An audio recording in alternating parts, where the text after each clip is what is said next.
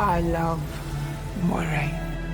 I have always and will always love her.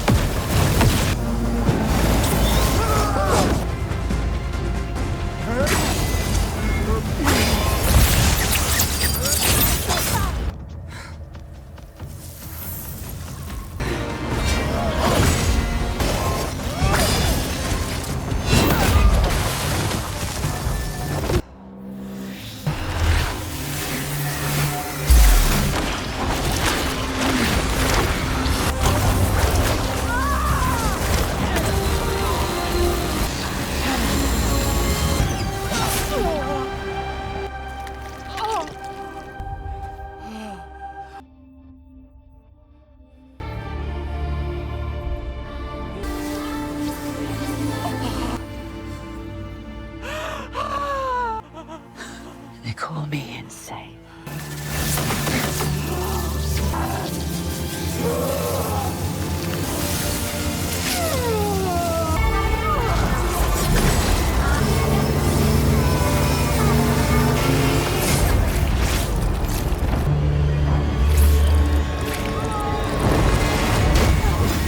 Lost forever in the fires of the shadow.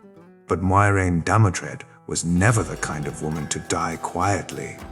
She was Blue Ajah, calm, calculating, relentless, and the fate of the entire world had been riding on her choices long before anyone realized it. This is the full story of Moiraine Damodred, her rise, her fall, and her unbelievable return in the Wheel of Time.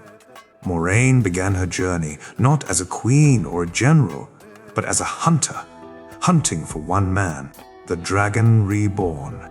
Raised in the White Tower, trained in the arts of the One Power, she was chosen for the Blue Ajah, the spies, the seekers, the ones who would give their lives for a cause. When the Aes Sedai received the ancient foretelling that the dragon had been reborn, Moiraine made her choice.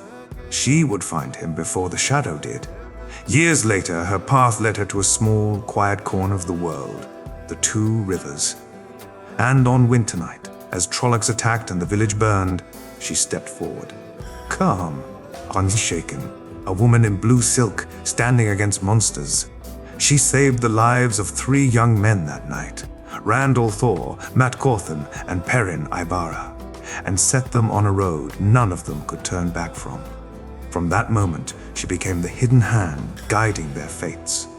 Across shattered cities and cursed ways, through political traps in Caerhien and the White Tower's webs, she was always 2 steps ahead. Or at least she tried to be. She was mentor, protector, and manipulator all at once. She shielded the dragon from the shadow, and the shadow from the dragon, because she knew Rand's power could destroy the world if unleashed too soon. But even Moiraine could not control everything. Lanfear, one of the Forsaken, beautiful, and deadly, had her own designs on Rand. And in the Stone of Tyr, and later the docks of Caerhien, their games turned deadly. It all came to a climax in the land of Caerhien, near the docks of the river Erenine. When Lanfear attacked, Moiraine saw only one way to stop her: sacrifice. She threw herself and Lanfear through a terangrial gateway into another world, a place where time flowed differently and escape was almost impossible. To everyone who knew her, Moiraine was dead. Lan, her warder, felt the bond vanish.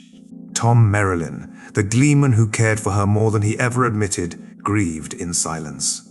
Rand pressed on without her, but the loss left a hole in the pattern. And then, years later, the impossible happened. Mat Cauthon, of all people, stumbled into her prison. Through a bargain with the Eelfin and Aelfin, Moiraine was freed. But she was not the same. Her strength in the One Power was broken, diminished. She could never again channel as she once did. Yet her mind, her resolve, stronger than ever. She returned to Rand, not as his protector, but as his equal, and, in some ways, his last hope. Then came the last battle. The Shadow poured its armies across the world. The Dark One's touch twisted reality itself. And in the Pit of Doom, as Rand confronted the Dark One, Moiraine stood at his side with Nynaeve.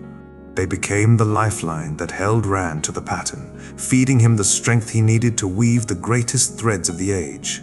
She didn't swing a sword, and she didn't lead armies. But without her, the Dragon Reborn would have failed.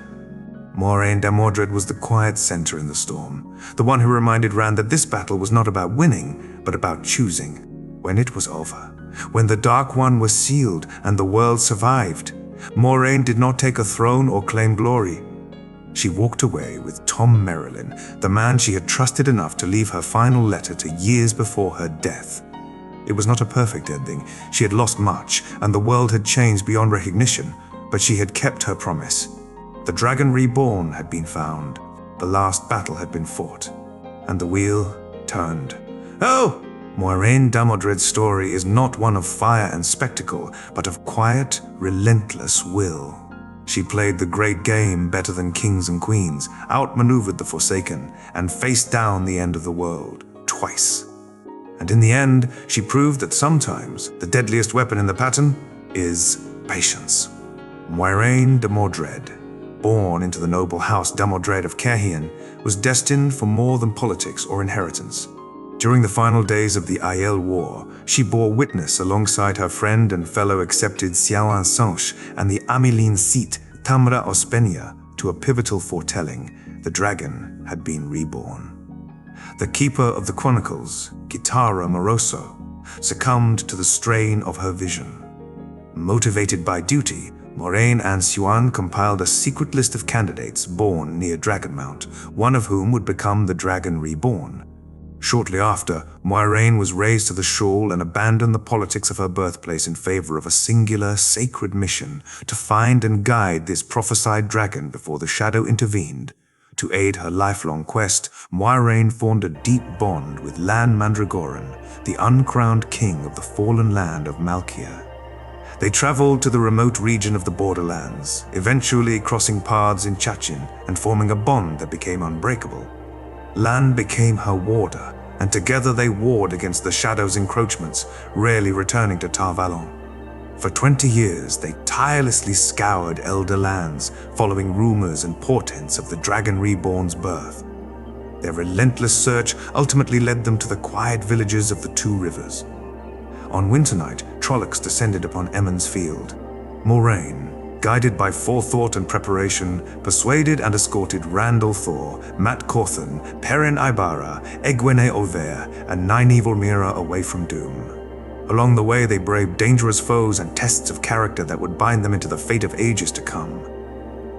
At the eye of the world, Moiraine recognized Rand as the Dragon Reborn as he channeled in the face of death at the hands of the Forsaken Agenor and Baal Zamon. Though the townsfolk of Shi'Enar remained skeptical, Moiraine knew her purpose would finally begin in earnest: the road to Tear and the battle for destiny.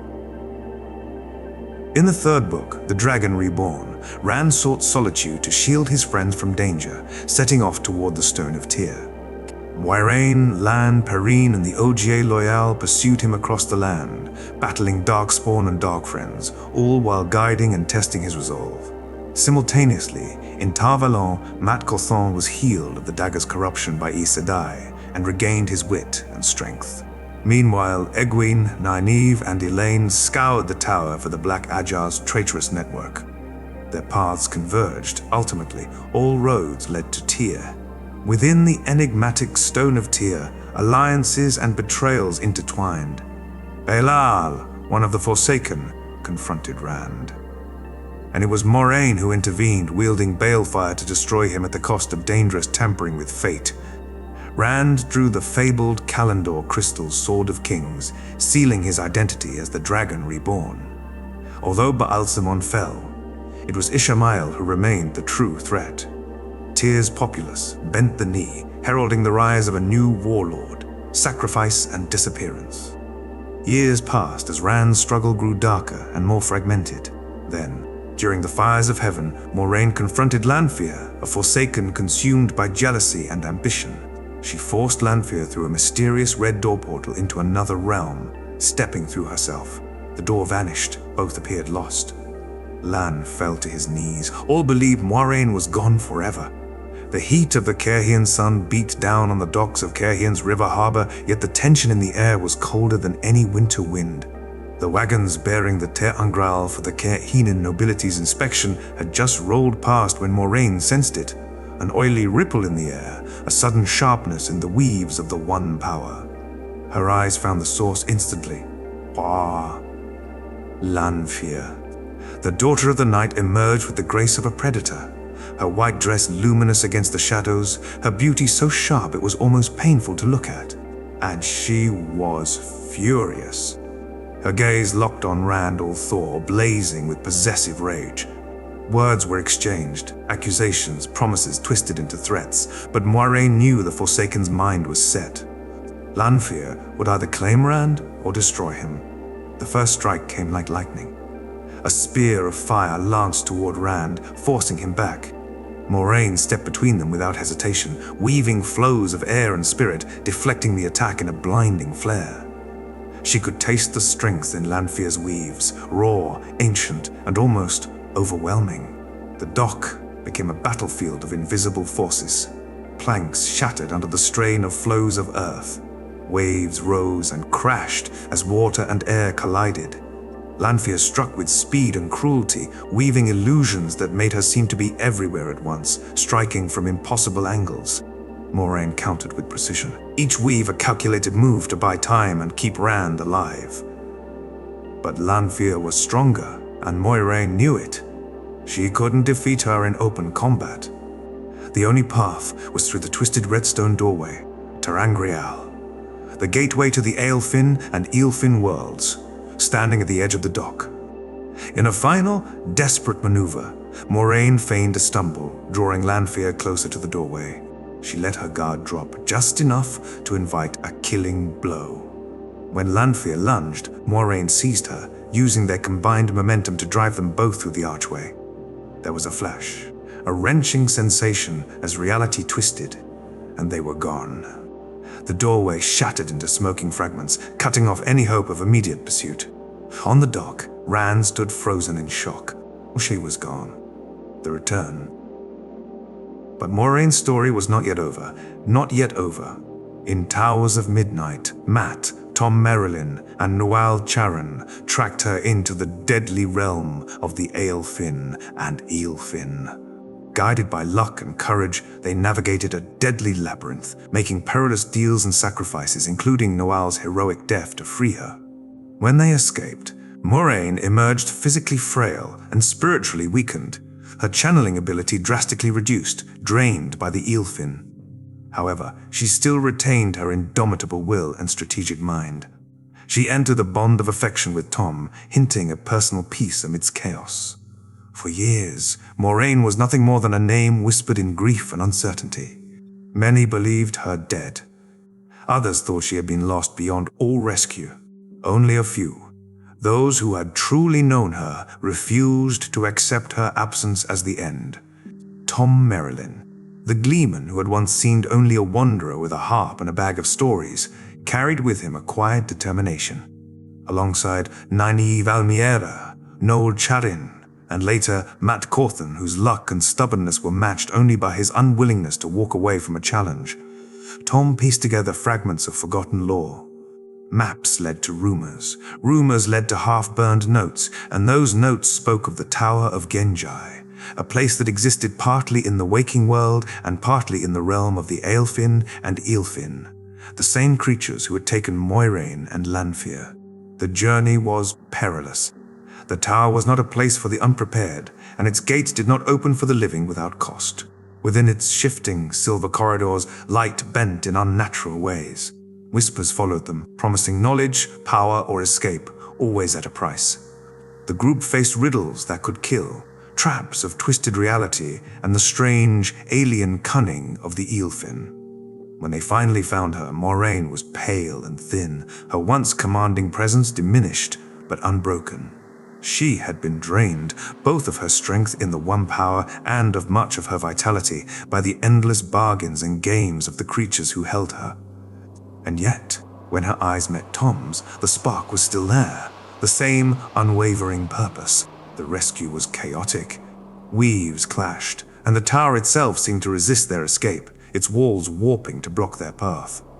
Matt's uncanny luck saved them more than once, guiding them to hidden ways just as enemies closed in. Tom's blades flashed in the dim light, cutting down threats that could not be bargained with. At last, they burst into the open air, the strange silver door sealing behind them. Moiraine was free, though forever changed. Her strength and the power was greatly reduced, yet her resolve was sharper than ever. She had looked into the darkness and returned, not as the same woman, but as someone tempered by the fire of sacrifice. The last battle. Finally, in a memory of light, the last battle, Tarmon Gaidon drew all forces to war on multiple fronts. Armies clashed in Camelin, Tarwin's Gap, Kandor, and Sheol Ghul. Moiraine assumed a critical role, not on the battlefield, but at the negotiation table. On the fields of Merilaw, she persuaded Egwene and other leaders to accept the dragon's peace. With her authority and calm reasoning, she laid the political foundation that prevented further bloodshed and united desperate factions around Rand. Every moment of her life, every sacrifice, hidden plan, and moment of courage bore fruit in that decisive hour. By the time of the last battle. Tarmon Gaidon. Moiraine is no longer the most powerful channeler on the battlefield. The eelfin had taken much from her, and she can channel only a fraction of what she once could. Yet she knows power is not always about raw strength. It is about knowledge, timing, and the will to do what must be done. Her most critical role comes at Sheol Ghul, where Rand al'Thor faces the Dark One in the ultimate confrontation. Moiraine stands beside Nynaeve Almeida, not to hurl fire or tear open the earth, but to support Rand in the spiritual duel that will decide the fate of the world. They act as his anchors, helping him weave the Sa'angreal Kalandor into a trap, one that turns its vulnerabilities into a weapon. When the moment comes, Moiraine's calm, steady presence is what allows Rand to execute his plan.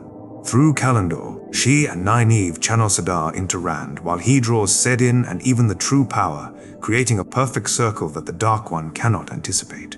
Her ability to maintain control under unimaginable pressure is as vital as any sword or spell in the battle outside. Elsewhere, her influence is felt in the strategy of the Allied forces. Her experience in politics and war allows her to coordinate between disparate leaders. The Aes Sedai, the Shanshan, the armies of Andor, and the Borderlands. Moraine's voice carries weight. When she speaks, even monarchs listen. Though she does not lead charges or destroy armies with a wave of her hand, Moraine's role is one of precision and leadership.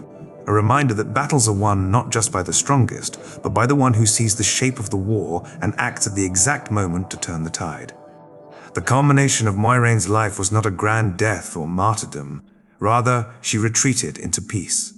She married Tom Merrilin, choosing love and quiet over power. She watched as the dragon's burdens lifted, and as the Fourth Age dawned. Her mission complete, she became a legend, a mother of the age to come.